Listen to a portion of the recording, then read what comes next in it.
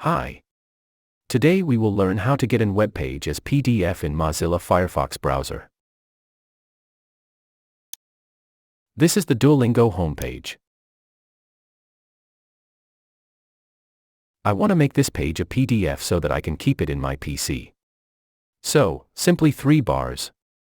Print. Here you can see the pages. Keep it saved to PDF. If there are many pages, then determine the page or pages you need to get as PDF.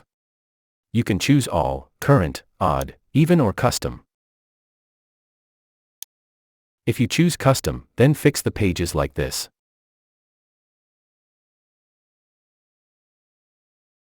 But I just want the front page. It can also be landscape. Finally, save.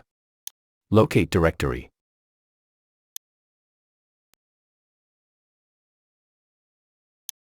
Now gonna check the PDF.